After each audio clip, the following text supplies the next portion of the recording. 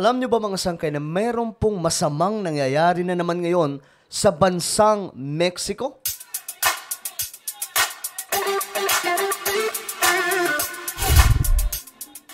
Magandang oras po sa lahat ng ating mga kababayan, sa lahat po ng mga solid sangkay na nanonood ngayon. Bago tayo magsimula, pakisubscribe po muna yung ating YouTube channel. Sa baba ng video na to mga sangkay, makikita nyo po yung subscribe button. Pindutin nyo lamang po yan. Tapos i-click nyo yung bell at i-click nyo nga po yung all. Sa mga nanonood po sa Facebook, huwag nyo rin pong kalilimutan na i-follow ang ating Facebook page. So, eto nga, pag-usapan po natin, itong nagaganap ngayon mga sangkay sa isang bansa na dumaranas po ng matinding problema. Ano nga ba ang nangyayari sa ating mundo, no? Meron mo ang Pilipinas. Meron pong masamang kaganapan, dulot po nitong El Nino. Ang South Korea, meron pong kinaharap na malaking pagsubok dahil nga po yung mga doktor nag-alisan po sa kanilang mga trabaho at ngayon maraming mga operasyon ang naantala ngayon doon sa South Korea. At eto naman mga sangkay, Mexico. Actually, ilan lamang po yan sa mga halimbawa ng mga nabanggit ko. Pero ang dami po mga sangkay umaharap ngayon sa malaking problema o matitinding pagsubok. At itong Mexico di umano, mga sangkay, ayon po dito, humaharap sa matinding krisis sa tubig. Ito ba ay dahil sa climate change or dahil sa El Nino? Tingnan nga po natin. Klein, bakit daw mayroong kakulangan sa tubig dyan sa lugar? Noel, ilan sa problema ay ang geografiya ng lugar, magulong urban development at may tagas na infrastruktura. Napalala pa ito ng climate change dahil sa mababang bilang ng ulan. Ayun. Yan na nga po ang sinasabi natin mga sangkay na maybe epekto po ito ng climate change. Pero tinutukoy din po dito yung mga hindi maaayos sa pagpapagawa ng kanilang mga proyekto. No?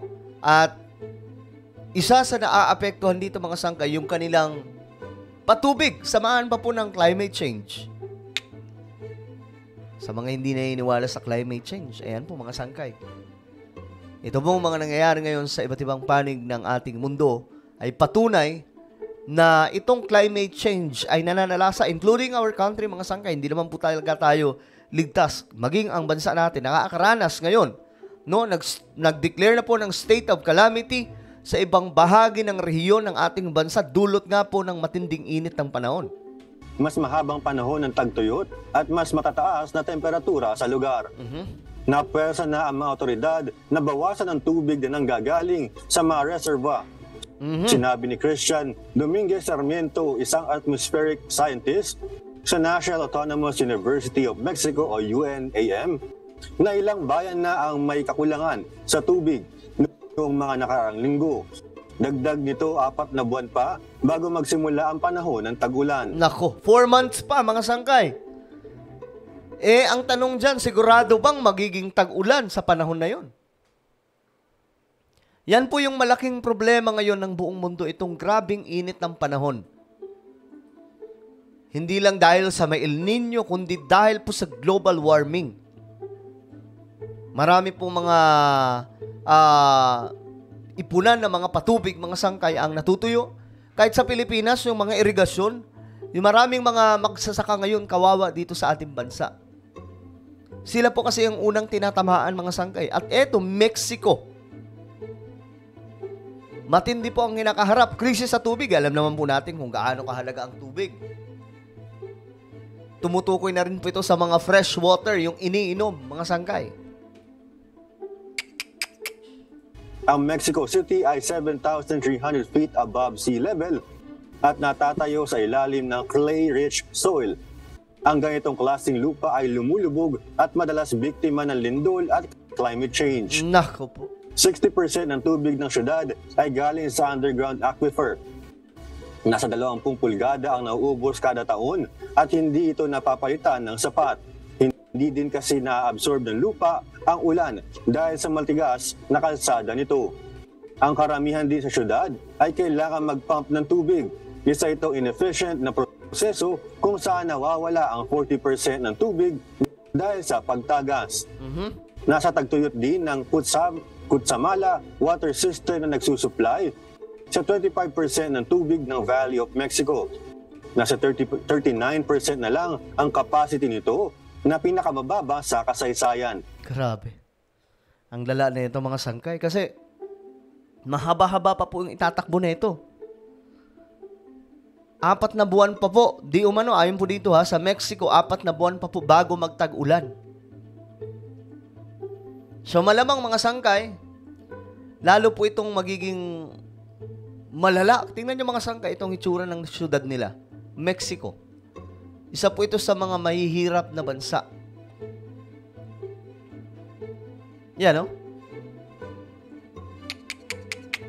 Severe drought. Kung tawagan ito mga sangkay, severe o malalang tagtuyot ang nagaganap dyan sa Mexico. At ang pagkakaalam din po natin ngayon mga sangkay, maging sa Europe, no? Nakakaranas po sila ng matinding problema din po dulot ng mainit ng panahon. So ito na po yun, 2024. Ang 2024 na naman ay may malalang init ng panahon, kagaya ng 2023. Sinasabi po, malala ang init ng panahon ng 2023. Pero ito mga sangkay, lalo pong lumalala. Pilipinas mga sangkay, di ba? Sobrang init ang panahon dito. Nasa 60% ng Mexico ay nasa ilalim ng moderate to exceptional drought, batay sa ulat noong Pebrero. 90% ng Mexico ay nasa severe drought. Balik sa'yo, Noel. Klein, sa mga nabanggit mong problema, bakit ba itinayo ang Mexico diyan sa lugar na yan, samantalang marami pa lang mga problema diyan sa naturang lokasyon? Noel, ayon kay Jose Alfredo Ramirez, isang architect at co-director ng Ground Lab, isang policy research organization, nung dumating ang mga Espanyol noong 16th century sa Mexico ay kanilang binakla sa mga maraming bahagi ng tubig, pati na rin ang bahagi ng lungsod na inadod ng mga lake bed. Inalis ang mga kagubatan dahil nakita ng mga Espanyol na sagabal ang tubig sa pag-uunlad ng isang syudad. At dahil sa desisyon na ito ng mga Espanyol, ang nagbukas ito ng maraming mga problema, modern problems na sa Mexico City. Ang mga ilog ay napalitan ng mga semento at Grabe, tingnan nyo na may tsura ng Mexico. asfalto. Kaya sa panahon ng tagulan, ito'y nababaha at sa panahon naman ng tag-araw, ito'y natutuyo. Noel. Okay, so yan po ang nagaganap ngayon sa Mexico na hindi na rin po nakapagtataka mga sangkay dahil nga po ito rin po ay nangyayari sa Pilipinas. Mas malala nga lang ang nagaganap na ngayon sa Mexico dahil severe drought na po ang nangyayari at kulang na po sila sa supply ng tubig. Sa bansa natin, papunta po tayo doon mga sangkay actually. Marami pong balita na mga kabundukan o mga kagubatan nasusunog ng kusa dahil sa sobrang init ng panahon. At ang matindi dito yung drought na yung mga magsasaka una pong tinatamaan. Papunta na po sa atin yan kasi yung mga tanim ng mga magsasaka dito sa ating bansa namatay dahil po sa init ng panahon. At ilang milyon na po ang danyos dulot po nitong umpisa pa lamang ng El Nino. Wala pa po tayo sa matindi Nandito pa lamang po tayo sa pinaka first wave nitong El Nino pero ramdam na po ng buong rehiyon ng ating bansa. Hindi lang ng ating bansa, maging ang ibang mga bansa ngayon. Kita nyo ang nangyari sa Mexico, mga sangkay. Ang sinasabi po nila dahil sa climate change, which is totoo naman. Kaya nga lang mga sangkay, mas lalala pa po ang sitwasyon na yan. Yung mga leader ng mga bansa, wala naman po halos pakialam Ang pakialam po nila kung paano po paghahandaan itong ikatlong digmaang pandaigdigan, paano po, mga sangkay, yan po yung naghaganap ngayon sa ating mundo na dapat aware po tayo mga kababayan. Sa Pilipinas pa lang, malaki na po ang problema natin tungkol dyan, mga sangkay, dahil nga po sa El Nino. So ano po ang inyong komento tungkol po dito? Just comment down below. Now guys, I invite you, please subscribe my YouTube channel. Sangkay Revelation, ito po yan. So dito mga sangkay, nag-upload tayo ng mga kwento about po sa Biblia at syempre yung mga prophetic events na nakasulat sa Bible na nagaganap na po ngayon. ay ginagawa din po natin ng content yan. So, sa mga mahilig ng content na ganito, hanapin nyo na lamang yung Sangkay Revelation. Then, click the subscribe, click the bell, and click all. So, ayun mga Sangkay, ako na po ay magpapaalam. Maraming salamat po sa inyong panunood. Mag-iingat po ang lahat. God bless.